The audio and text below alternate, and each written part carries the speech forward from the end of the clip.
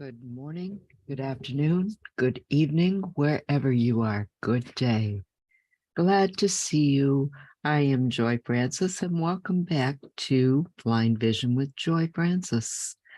Loving what we are doing. I hope that you guys are getting as much from this as I am, because this is absolutely marvelous. This book has helped me more than I would ever believe possible. And let me get over to YouTube. Oh, and naturally, let me get the right channel up, and we will get the recording going.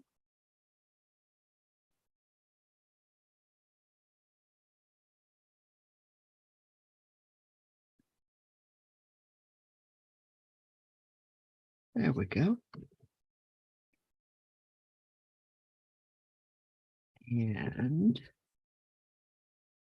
we're going to start.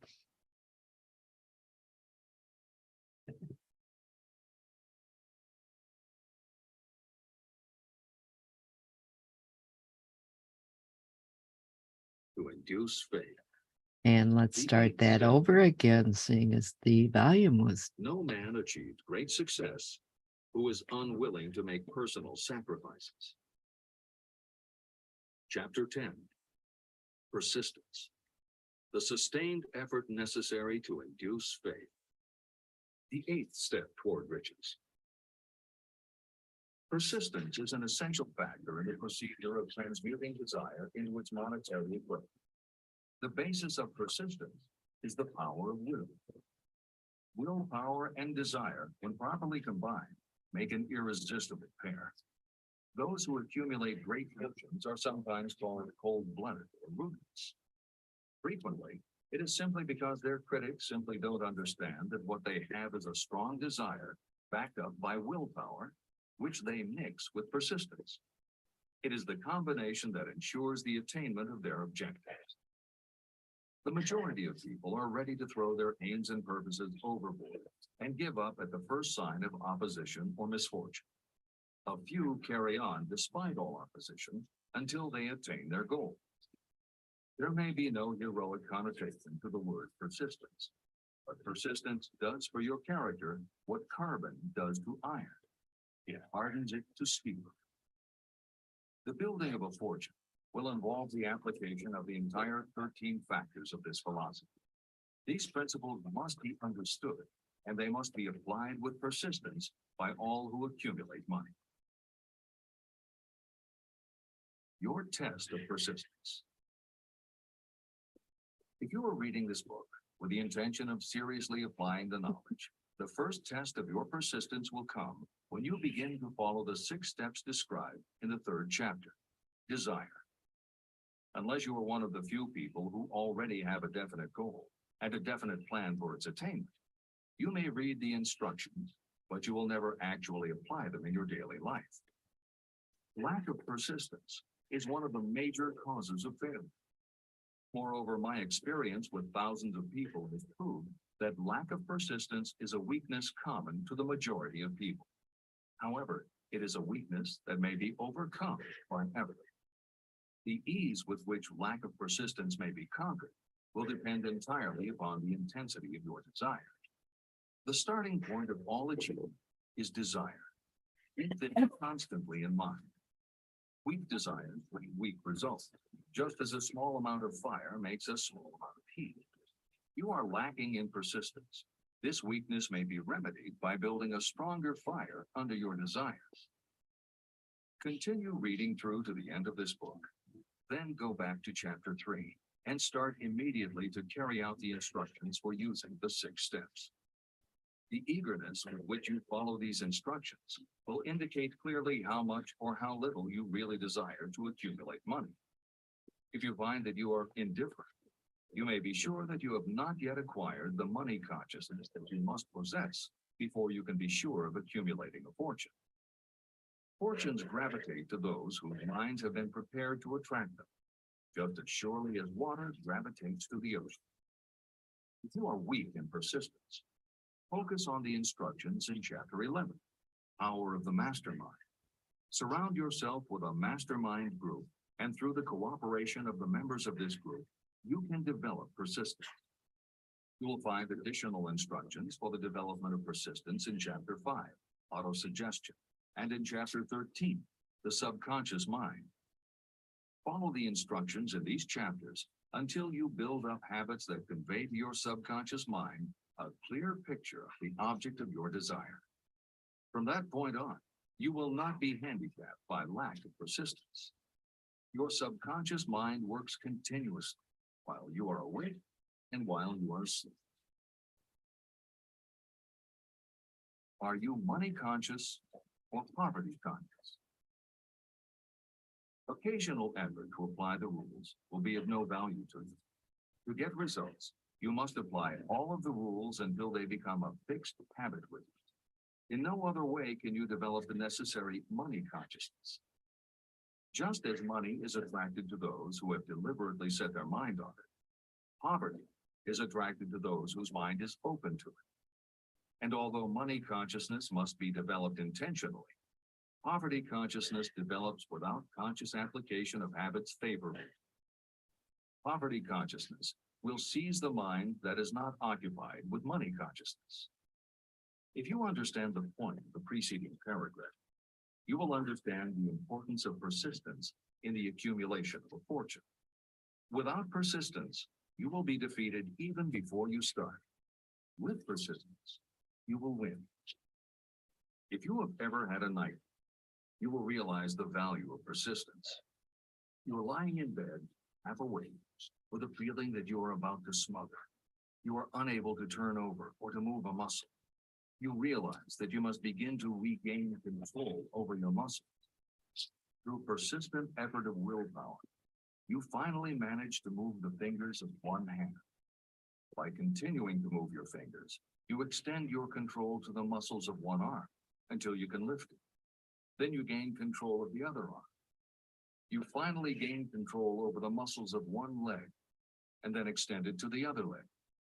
Then, with one supreme effort of will, you regain complete control over your muscular system and snap out of your nightmare. You did it step by step. You may find it necessary to snap yourself out of your mental inertia in a similar way. First, by moving slowly, then increasing your speed until you gain complete control over your will. Be persistent, no matter how slowly you may have to move at first. With persistence will come success. Snap out of mental inertia. If you select your mastermind group with care, you will have in it at least one person who will aid you in the development of persistence. Some people who have accumulated great fortunes did so because of necessity. They developed the habit of persistence because circumstances forced them to become persistent. Those who have cultivated the habit of persistence seem to enjoy insurance against failure. No matter how many times they are defeated, they finally arrive up toward the top of the ladder. Sometimes it appears that there is a hidden guide whose duty is to test us through all sorts of discouraging experiences. Those who pick themselves up after defeat and keep on trying finally arrive.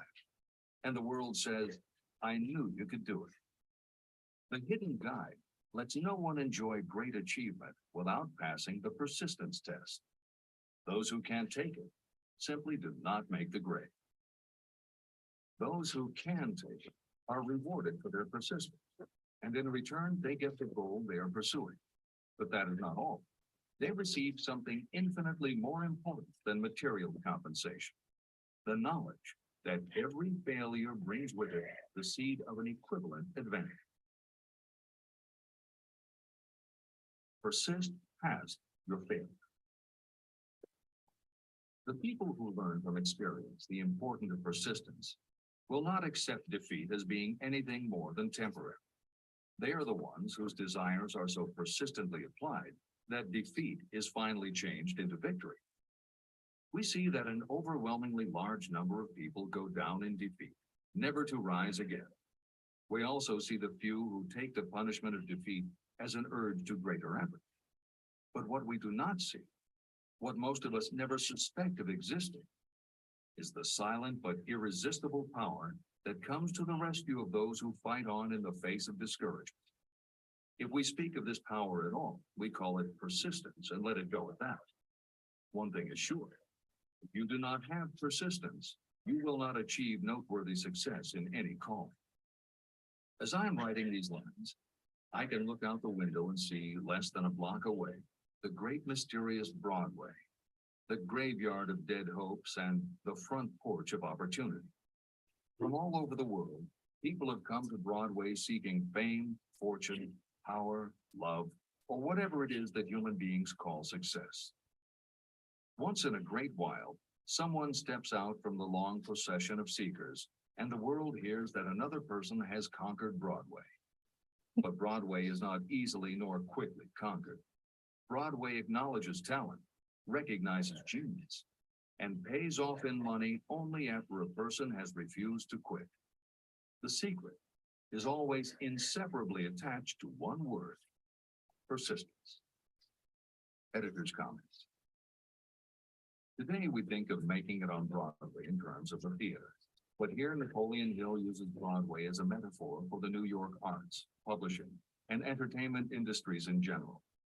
In the original edition of Think and Grow Rich, Hill used this introduction to tell of Fannie Hurst, one of the best-selling authors of the day, who pounded the streets of New York for 4 years and received 36 rejection slips from one publisher alone before her persistence paid off and she finally got published. Although Napoleon Hill chose Fannie Hurst to illustrate his point about overcoming poverty and adversity, he knew all about both from personal experience. Hill's own story is one of very humble beginnings and devastating failures that would have defeated most people.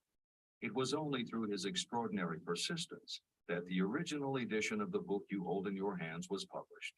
And for that reason, the editors of this edition have included this brief biography of Napoleon Hill. The following is adapted from A Lifetime of Riches, the biography of Napoleon Hill, written by Michael J. Ritt Jr. and Kurt Landis, and also draws upon Napoleon Hill's first bestseller, his 4-volume masterwork, Law of Success. In it, Hill told of the 7 turning points in his own life. Those excerpts told in his words are told in the first person. Born into poverty in the backwoods of Virginia, young Knapp, as he was called, was the local gun-toting troublemaker. He would probably have ended up a criminal had his widowed father not met and married Martha Ramey Bannon.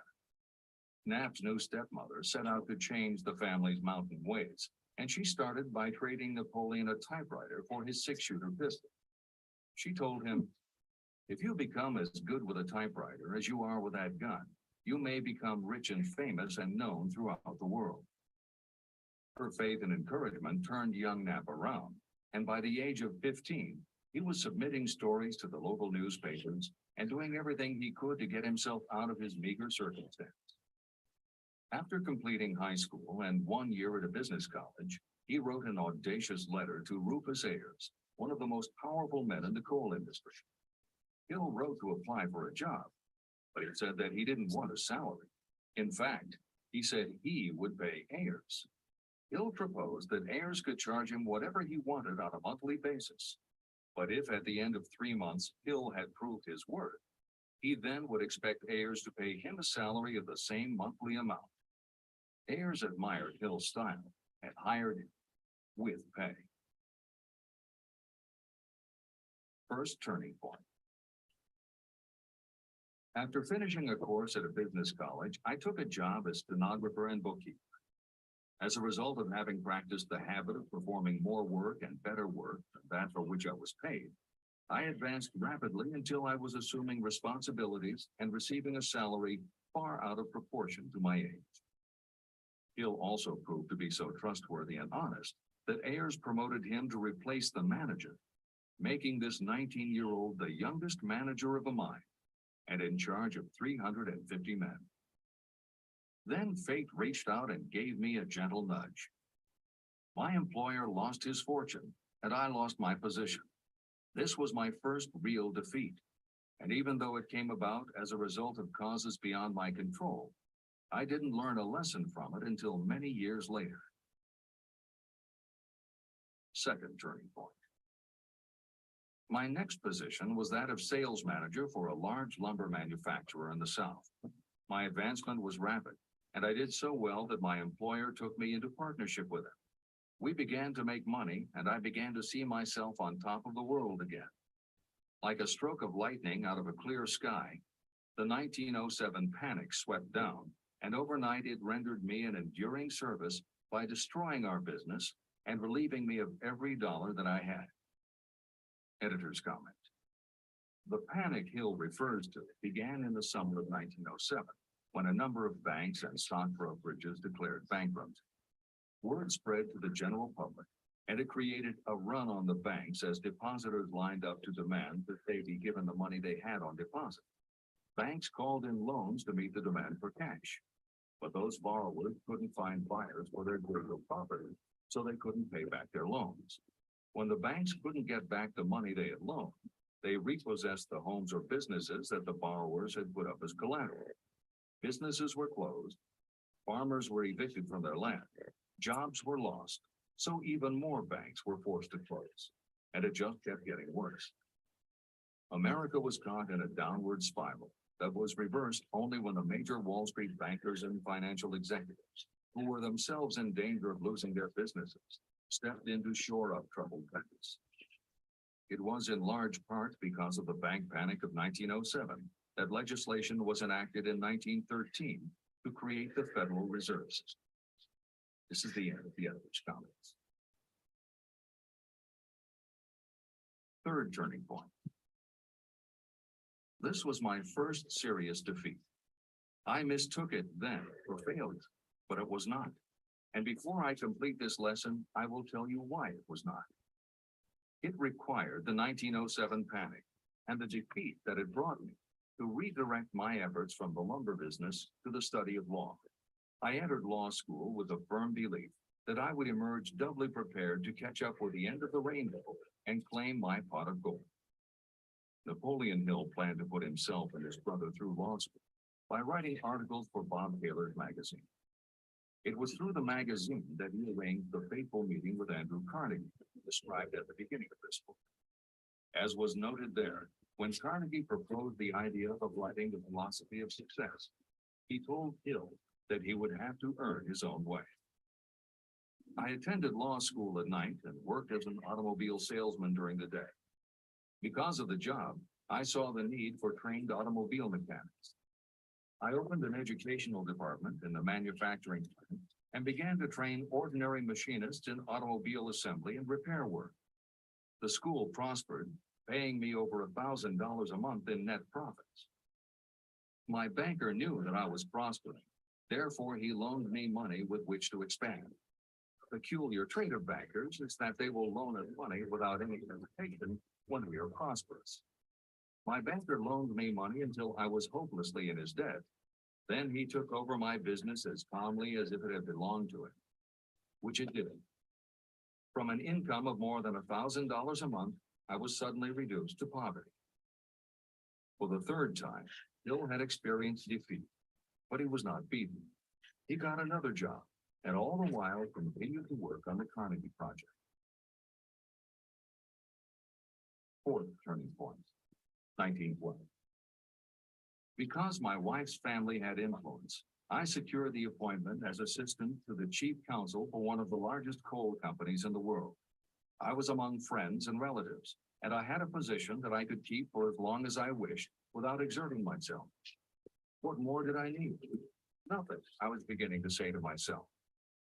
Then, without consultation with my friend and without warning, I resigned. This was the first turning point that was of my own selection. It was not forced upon me. I quit that position because the work was too easy and I was performing it with too little effort. This move proved to be the next most important turning point of my life, although it was followed by 10 years of effort that brought almost every conceivable grief the human heart can experience. I selected Chicago as my new field of endeavor. I made up my mind that if I could gain recognition in Chicago in any honorable sort of work, it would prove that I had something that might be developed into real ability. Fifth turning point. My first position in Chicago was that of advertising manager for a large correspondence school. I did so well that the president of the school induced me to resign my position and go into the candy manufacturing business with it.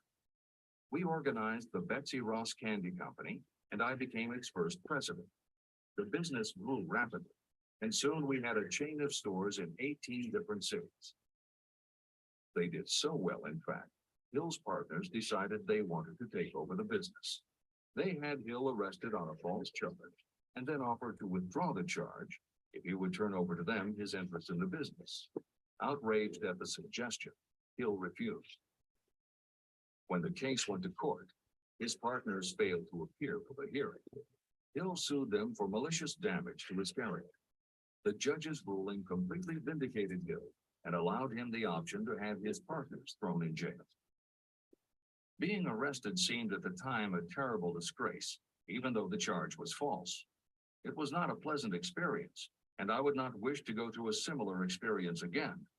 But I must admit that it was worth all the grief it cost me, because it gave me the opportunity to find out that revenge was not a part of my makeup. Sixth turning point. This turning point came shortly after my dreams of success in the candy business had been shattered, when I turned my efforts to teaching advertising and salesmanship at the department of one of the colleges in the Midwest. My school, from the very beginning, I had a resident class and also a correspondence school through which I was teaching students in nearly every English-speaking country. It was 1917. In April of that year, President Woodrow Wilson declared the United States would enter the war against Germany. Hill contacted the president, whom he had previously met through Andrew Carnegie, and offered his services to help the war effort. Hill was given the position of creating public relations materials and helping to sell war bonds.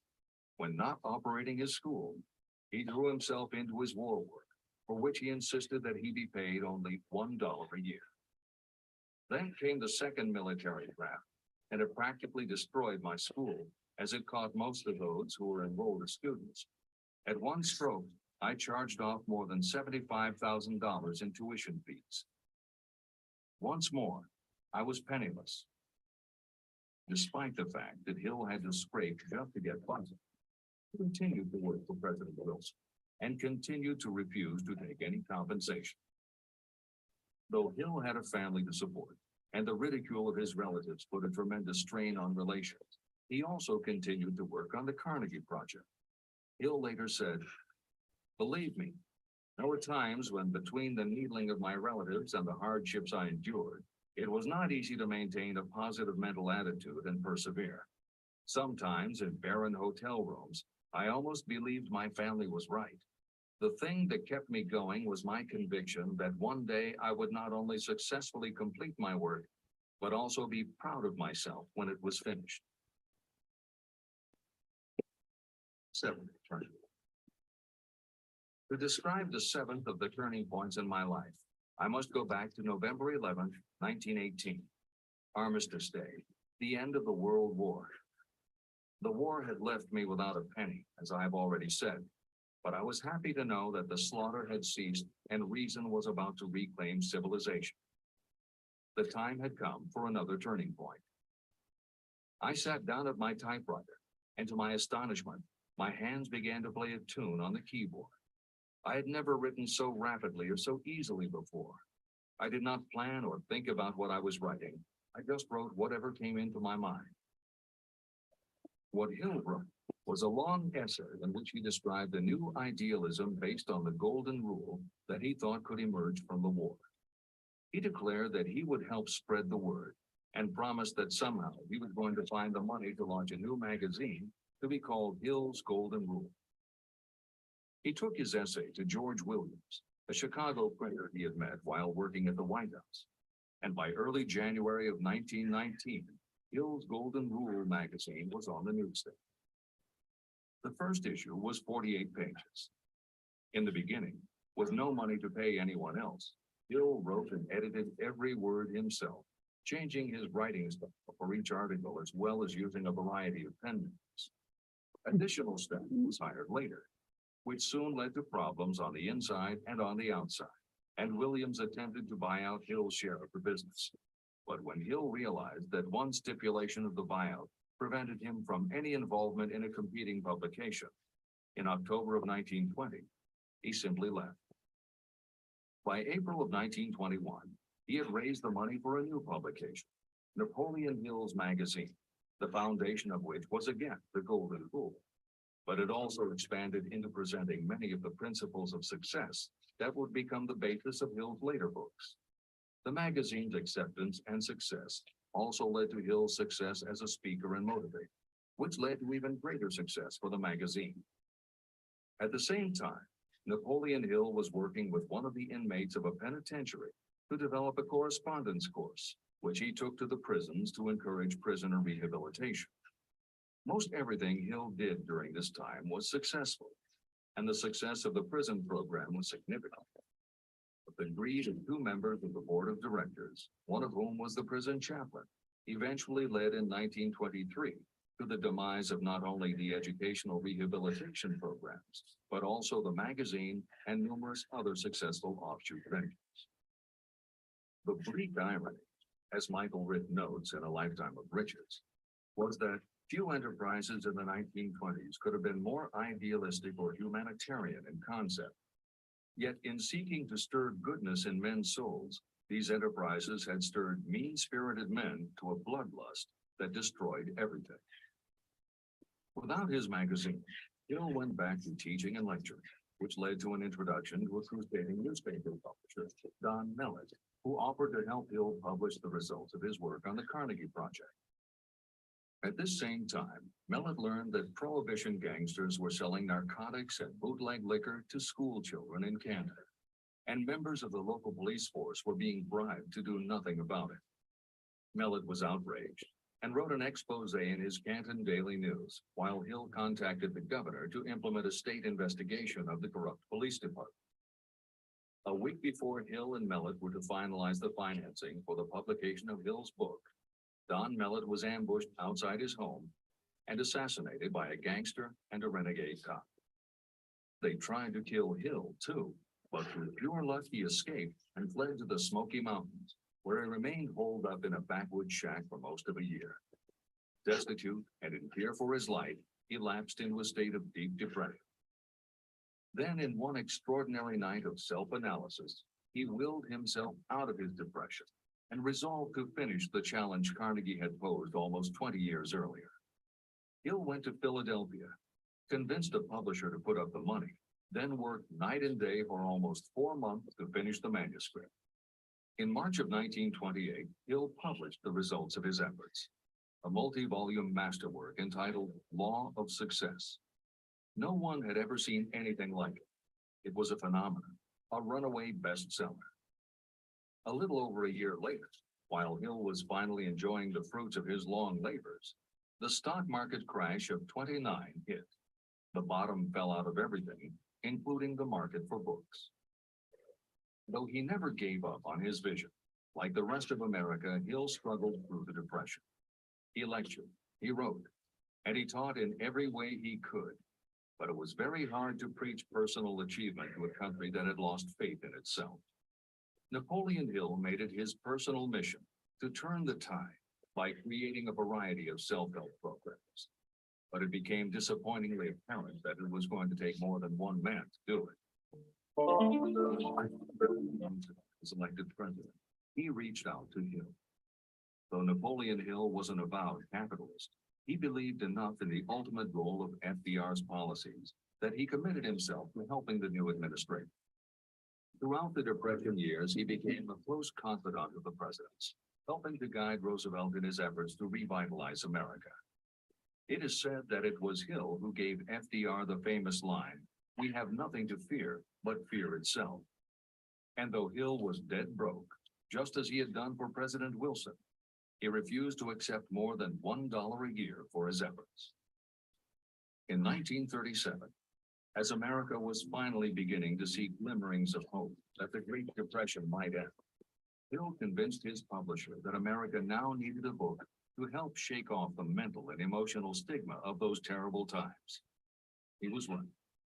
They released Think and Grow Rich to such resounding success that it sold well over 1 million copies even before the Depression ended.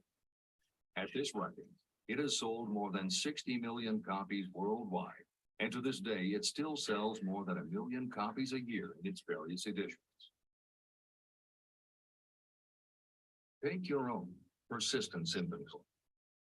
Persistence is a state of mind. Therefore, it can be cultivated. Like all states of mind, persistence is based upon definite causes, among them these. Definiteness of purpose. Knowing what you want is the first and most important step toward the development of persistence. A strong motive will force you to surmount difficulties. Desire. It is comparatively easy to acquire and maintain persistence in pursuing the object of intense desire. Self-reliance. Belief in your ability to carry out a plan encourages you to follow the plan through with persistence. Self-reliance can be developed through the principle described in Chapter 5, autosuggestion. Definiteness of plans.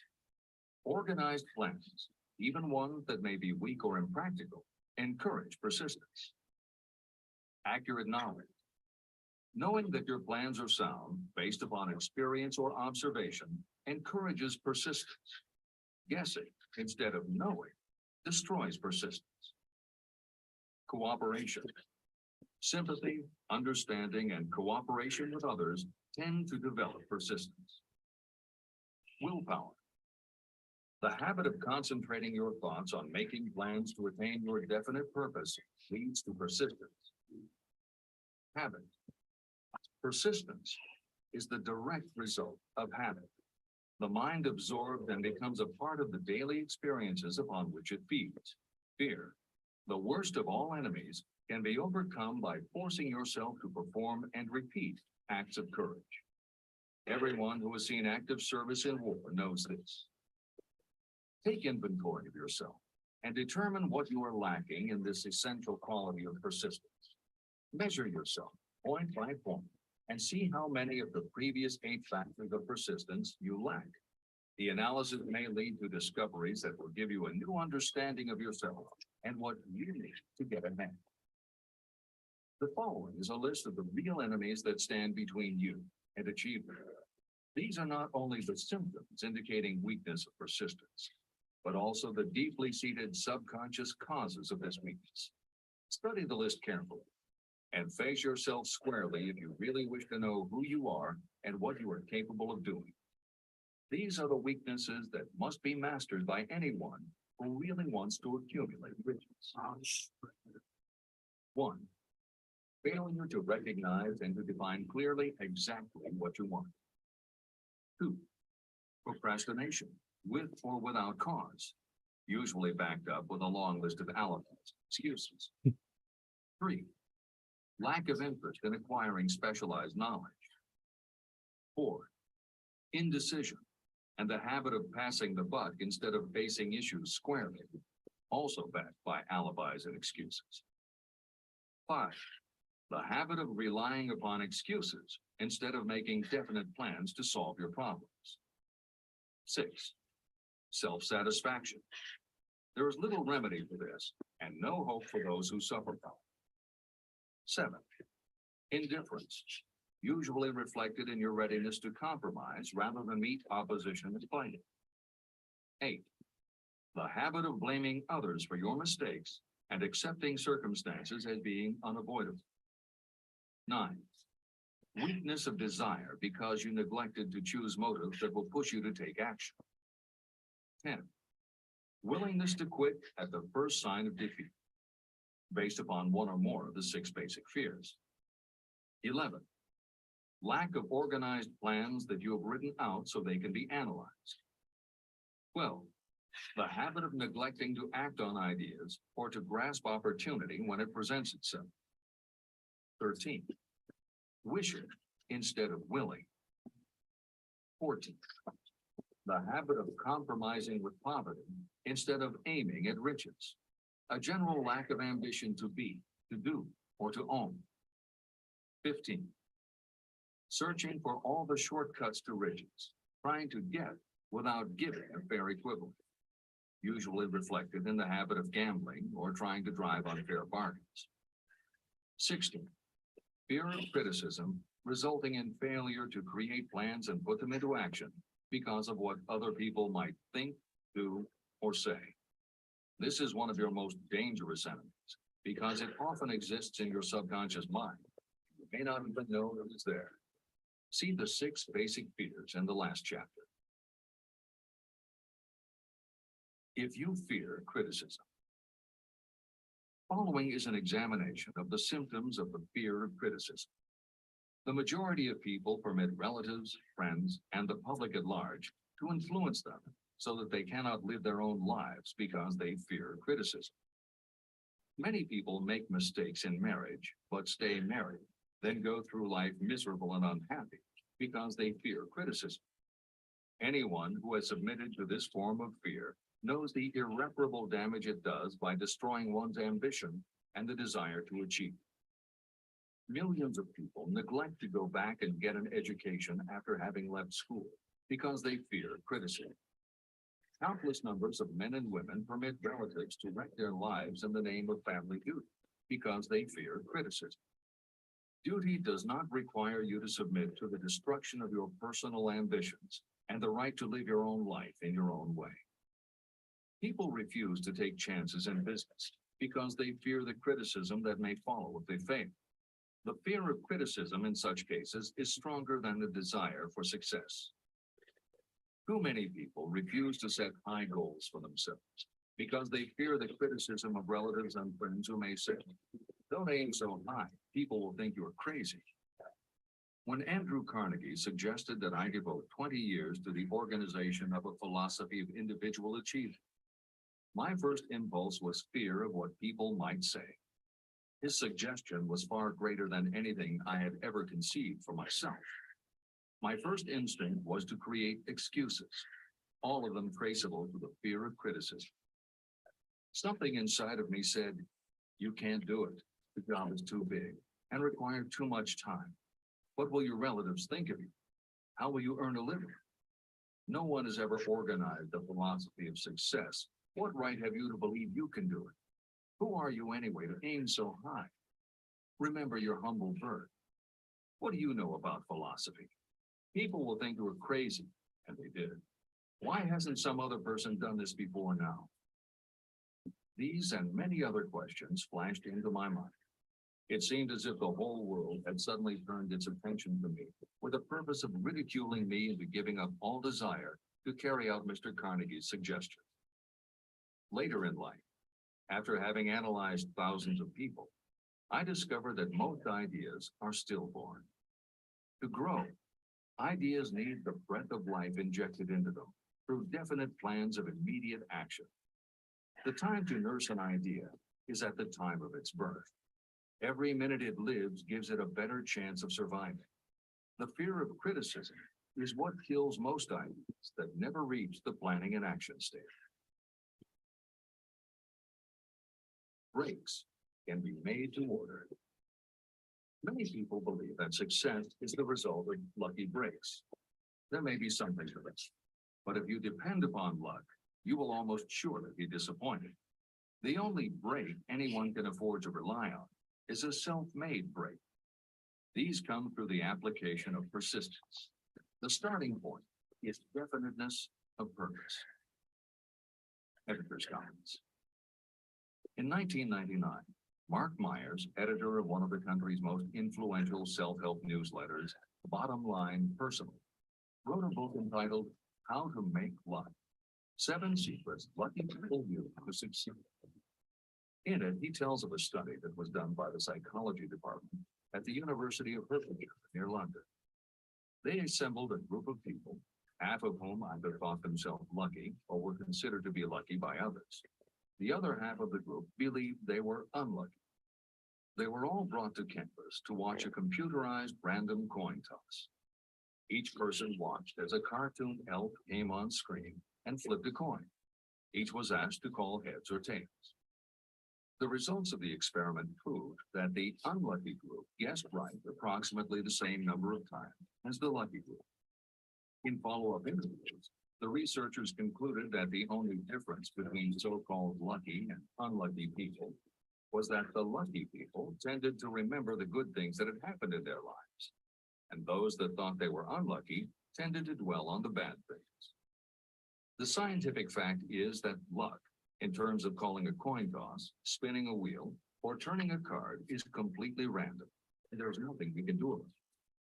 All we can control is what we say and do. Everything else that happens to us depends upon the actions of others and the random world in which we live. Then why do some people seem to be so lucky and get all the lucky breaks? Myers says it is because, unlike luck, lucky breaks are something you can control. And lucky people, whether they know it or not, have taken specific steps to make their good luck. You can influence lucky breaks in two ways. You have to intentionally put yourself in luck's way, and you must make people want to help you because they believe that you deserve their help. Once you have let the world know you are ready for a break, luck is largely a matter of being introduced to opportunities by people who open doors for us. Myers calls these people gatekeepers. Gatekeepers offer help not only out of goodwill, but also because they hope you will help them in return when you are in a position to do so. People who are lucky make it a point to impress their gatekeepers so that they will be the first to come to mind when opportunities arise. Your gatekeepers must believe that you deserve a break and that it is worth it to them to give you one. One of the best ways to do that is simply to behave and act lucky. If you act like a loser, people think you are a loser. If you perceive yourself as lucky, it will be easier for others to see you that way. And if you are believed to be a lucky person, your chances of receiving lucky opportunities will increase, partly because others hope some of your luck will rub off on them. This is the biggest secret lucky people know. They know that when they seem lucky, more people want to help them. There are people waiting to make a difference in your life if you show them you are willing to make an effort and that you are enthusiastic. Mark Myers' book is devoted to explaining ways to do that. As Hill says, the only lucky break anyone can afford to rely upon is a self-made break. These come through the application of persistence.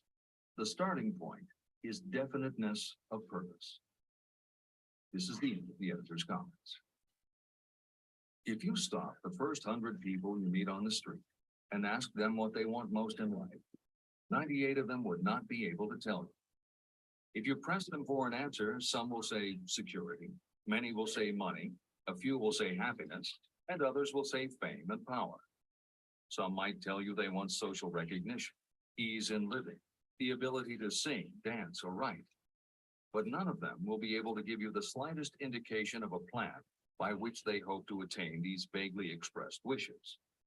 Riches do not respond to wishes. They respond only to definite plans, backed by definite desires through constant persistence. How to develop persistence. There are 4 simple steps that lead to the habit of persistence. They call for no great amount of intelligence, no particular amount of education, and little time or effort. These necessary steps are: 1. A definite purpose, backed by a burning desire for its fulfillment. 2. A definite plan, expressed in continuous action. 3. A mind closed tightly against all negative and discouraging influences, including negative suggestions of relatives, friends, and acquaintances. 4. A friendly alliance with one or more persons who will encourage you to follow through with both plan and purpose. These 4 steps are essential for success in all walks of life. An important purpose of the 15 principles of this philosophy is to enable you to take those 4 steps as a matter of habit. They are steps by which you may control your economic destiny. They are steps that lead to freedom and independence of thought. They are steps that lead to riches in small or great quantity. They are steps that lead the way to power, fame, and worldly recognition. They are 4 steps that guarantee favorable breaks. They are steps that convert dreams into physical realities. They are steps that lead also to the mastery of fear, discouragement, indifference. There is a magnificent reward for anyone who learns to take these 4 steps. It is the privilege of writing your own ticket and of making life yield what the price is asked. How to master difficulties. What mystical power gives people of persistence the capacity to master difficulties? Does the quality of persistence set up in your mind some form of spiritual, mental, or chemical activity that gives you access to supernatural forces? Does infinite intelligence throw itself on the side of the person who still fights on when the whole world seems to be against them? These and many other similar questions were in my mind as I watched Henry Ford start from scratch and build an industrial empire with little more than persistence. Or Thomas A. Edison, who, with less than 3 months of schooling, became the world's leading inventor. He turned his persistence into sound recording and playback machines, motion picture cameras and projectors, and the incandescent light, to say nothing of 100 other useful inventions. I had the opportunity to analyze both Mr. Edison and Mr. Ford up close and personal, year by year, over a long period of time. So I speak from actual knowledge when I say that I found no quality except persistence in either of them that even remotely suggested the major source of their stupendous achievements. If you make an impartial study of the prophets, philosophers, and religious leaders of the past, you will come to the inevitable conclusion that persistence, concentration of effort, and definiteness of purpose were the major sources of their achievements. Consider, for example, the fascinating story of Muhammad. Analyze his life. Compare him with men of achievement in this modern age of industry and finance, and observe how they all have one outstanding trait in common: persistence. If you want to understand more about the power of persistence and how it works, I strongly suggest that you read a biography of Muhammad. Editor's comments. At the beginning of the 21st century, there was an increased interest in Islam due to the attacks on the religion and the subsequent war on terror. Consequently, the modern reader will have no difficulty finding a number of very good books about Muhammad. At the time that Hill was writing the first edition of Think and Grow Rich, one of the best biographies of Muhammad was written by Esad Bey, who was born in Baku, Azerbaijan, the son of a Jewish businessman named Nusinbaum. Later, he changed his name when he converted to Islam. During the Russian Revolution, he fled his home for Berlin, where he lived until the rise of Hitler again forced him to move, first to Austria and then finally to Italy. It is believed by some that this man, known as Esad Bey, also wrote under another pen name, Kurban Said, and was in fact the author of the acclaimed Azerbaijani novel, Ali and Neo. That Napoleon Hill was very impressed with this particular biography of Muhammad is clear from his recommendation, which follows. I strongly suggest that you read a biography of Muhammad, especially the one by Esad Bey.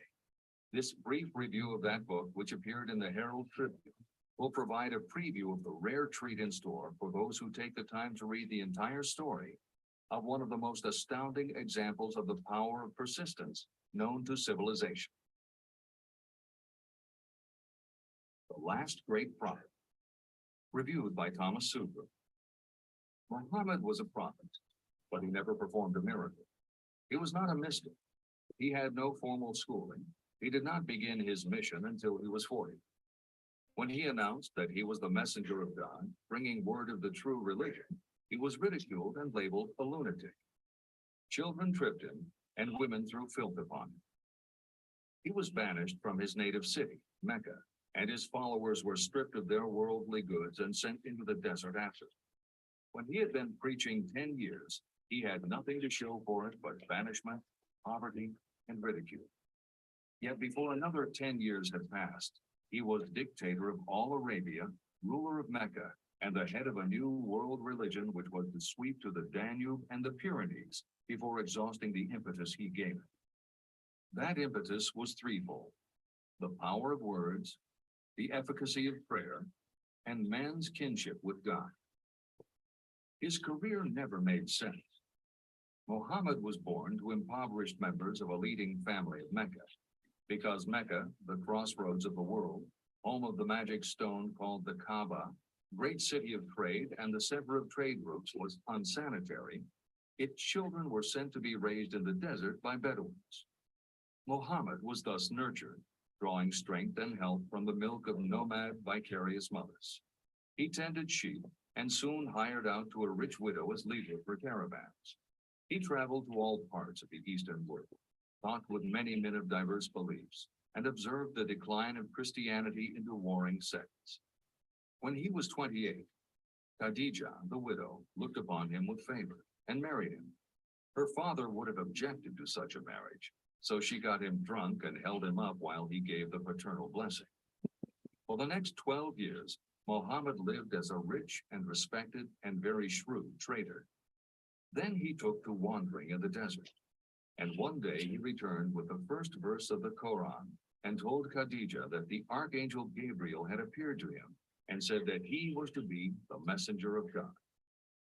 The Quran, the revealed word of God, was the closest thing to a miracle in Muhammad's life. He had not been a poet. He had no gift of words.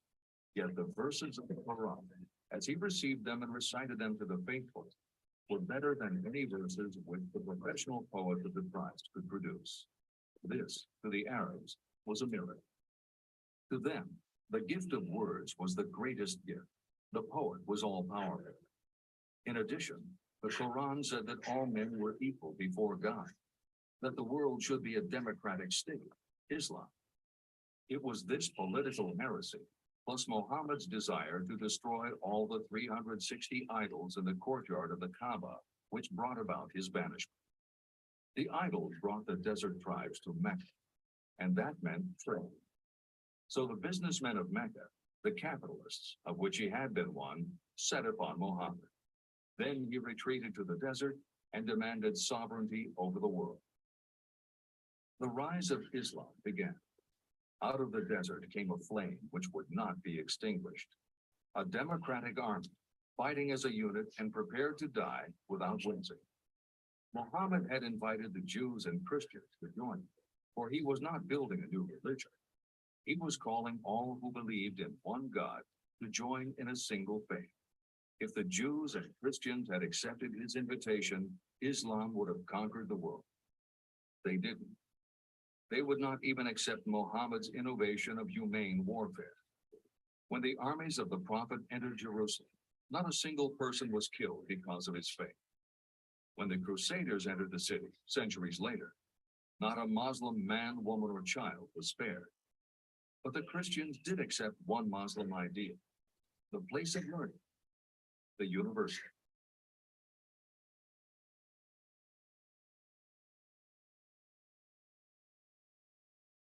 Wow. Amazing. I hope that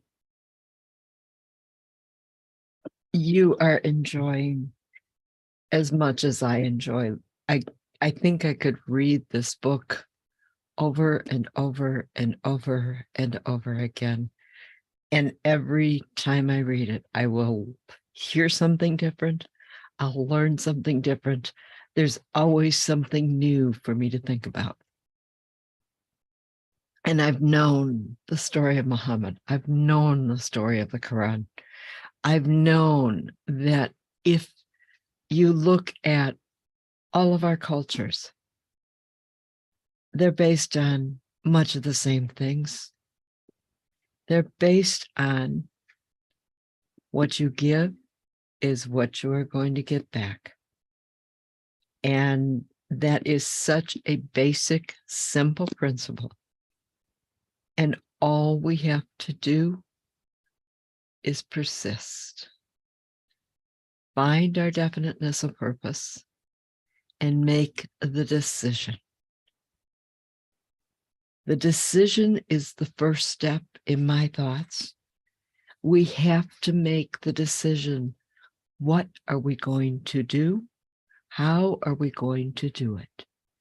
And at that point, then we can figure out what we're going to do, be, and have. And with that, we then become the business owner we want to be, the learned scholar that we want to be, the mother, the father, the sister, the brother, the aunt, the uncle, whatever relatives we might be or might choose, because it's our choice. We can do whatever we want to do. We can have whatever we wish to have. And it's there for us. We just have to make the decision. When we make the decision, it's ours. It is given to us without thought, without question. And everything is wonderful. And I don't care what you believe. I hope that you do believe that there is some supreme being, whether you call it God, whether you call it Muhammad, whether you call it Jesus, whether you call it Buddha, whether you call it any of the thousands of other names that we have called. I tend to call it the one, the oneness. I did a lot of study in Eastern culture, and because of that, I feel and sense the energy that is keeping all of us together, that holds this planet in position where we are. We're constantly moving, but we are staying relatively in the same place. But we need to be moving. That's what makes this world very unique and very wonderful. And I'm sure throughout the galaxies, there are other places that are going to have something similar. It'll be similar, but different. Just like you and I are similar, but different. I'm not the same today as I was yesterday. Not the same today as I was 50 years ago. 50 years, this hair used to be really dark. And I'm very white right now. And I know there's yellows and all the other different colors that you might find in there. But yes, it was dark at one time. And I could dye it and choose to have it back to being that dark. But I've gone through the ups and downs of all the different things, just like Carnegie did, just like all of us do. Yeah, I won't say all, because I'm sure there are people that have not had all the ups and downs, but most of us will have had a number of ups and a number of downs. And what happens there, we end up learning. We learn all kinds of new things. Carnegie was able to instill into Napoleon Hill's mind that desire and made him able, gave him the inspiration to make the decision that, yes, he was going to spend 20 years researching what gave and made it possible for all these people that acquired all this wealth. What made that possible? Muhammad acquired his wealth, and his wealth was not all just money. His wealth was that knowledge and that just like Gandhi, which Gandhi I've always loved. He didn't have massive amounts of wealth. He didn't own the Taj Mahal in India. He didn't own all this property and all this wonderment. He was walking barefoot and in just loose, shaggy clothes. But he had a lot of love, and a lot of people loved him. He had great knowledge, and he was just a magnificent person. And I would love to have known, I would love to be able to meet Gandhi. There are a number of people that I would like to be able to meet. And Gandhi is one of those. Not because he was the richest man in the world, at least not monetarily rich. He was the richest man in the world because of all of his comfort, his energy, his belief, his ability to channel, his ability to focus and have all of that belief within him and keep it running and sharing it with everyone that he came in contact with. He was able to bless this world with the knowledge in the way that I see, or I imagine, I can't say that I see, but that I imagine Christ when he was walking this earth. The two of them walked this earth on very similar paths. Not exactly the same, but similar. Neither one of them were ultra rich with golds and silvers and monies and all the wealthy things that people want to get. They were wealthy with the knowledge and the belief and the energies and all of the people that believed and followed and shared with them. They were able to be rich with the beauty of the earth, with the grace that comes from that peace that they had within them. That is a big part of what makes it a very, very special place for them. And could they have had financial riches if they had chosen? Very easily. Were they able to do what they wanted to do the way they wanted to do it? I don't know because I wasn't there. But it appears that both of them have done so much and were just gifts to the world. They're gifts. They were our gifts. And we are lucky to have had them with us, to have had them sharing what they know, what they do, and what they've done. Sharing all that knowledge and all the peace and the love and teaching us. There are many quotes that I will use from the Bible. And one of my favorite ones is, what you give returns to you multiplied. And that is so true. Napoleon Hill says it.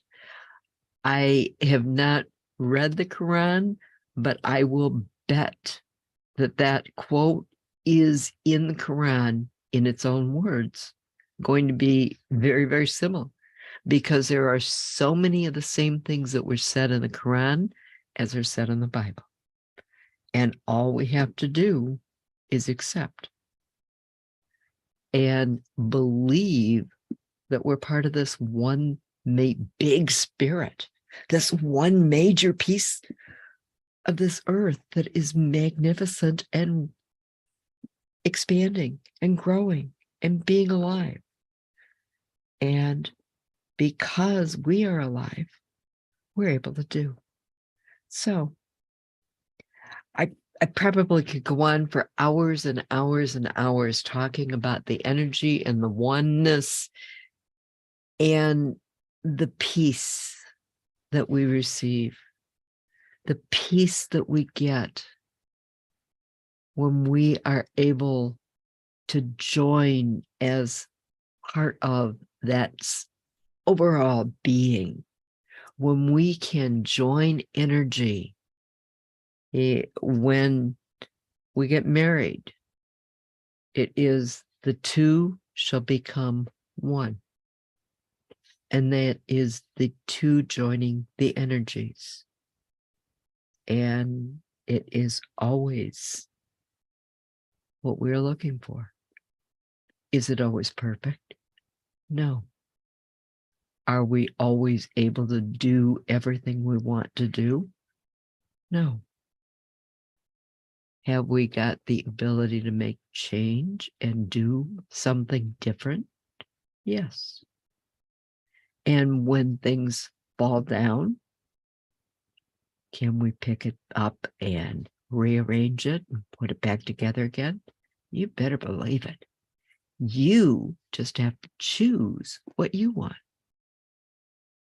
Has my life been easy? No. Nobody's life is easy. I don't think that even somebody that tells you they have an easy life really has an easy life. They probably tell you they do because that's what people want to hear. People don't want to hear sad stories. Oh my goodness, I got this problem. This. It doesn't make any difference. Because the more we focus on the problems, the more problems we're going to attract. That's what they were telling us. That's what Napoleon Hill was saying in this chapter. And what he has said throughout this book, what you focus on, you're going to get more of. And if you can focus on the good, the positive energy, the peace that is all around us, the beauty that is all over this earth, we were able to just create that much more peace, that much more beauty, that much more grace. And it's yours for the taking. For the taking, because you are going to get what you give. And if you give that peace and grace and joy, you're going to get more peace and grace and joy. Everybody is afraid, oh my goodness, we're going to run out. We're not going to run out. God has made this. My higher power, I choose to call God, has made this for us. And every time, I've said it before, you may or may not remember, but I've talked about, way back when I was a kid, they were talking about how we were going to run out of gasoline. We weren't going to have enough petroleum to be able to keep our cars running. We were going to run out of, before we hit 2000, we were going to run out of gasoline and the world was going to come to an end. Guess what? It's long past the year 2000. We're into 2023 right now, and we're still going. Are there problems? Yes. Are we finding new ways to do things? Yes. We've just got to be continuously looking for something new to do, new way to handle something. And when you find something new and different, all of a sudden, you just created something that you are giving to this world. You're providing something of value. And it may be the simplest little thing. I think about it. I just ordered because it's springtime, I just ordered a package of the little washers that go in the end of the hose so that you can, when you put the nozzle on the end of the hose, it stops the water from squirting. Is that something extravagant and wild and crazy? No, it's a very simple little piece of rubber or plastic or whatever they happen to be making it out of at this point in time. It was rubber. It probably still is has major rubber component in it, but I'll guess that it probably is. They're making it with different pieces and different materials, but it's something very, very simple. And a nail is, it's just a piece of iron that's been shaped into some pointed object that can drive through a piece of wood and hold two pieces of wood together. Is that something extravagant and crazy? No, simple. The simple things have made people very wealthy. And there are so many new simple things out there. All you have to do is make the decision that you want to do something, that you want to figure something out, you want to create something, and then do it. Find a way, find out what to do, what it is, do the research, do whatever has to be done to create and make or do or be. My things that I make knowledge. I give somebody else knowledge because I can look at numbers. And when I look at the numbers, I'll see things that other people don't even conceive of. How do I do it? I don't know. It just is there. I've done it for my whole life. I remember 50 years ago looking at some financial statements, and I talk about this when I'm thinking at 40 to 50 years ago because of the fact that we are now going through the inflation times again. And between the 70s and 80s, we hit some major inflation and interest rates went crazy. And to get that under control, we're doing and we're seeing some of the similar types of things. And so I've been doing some research on that.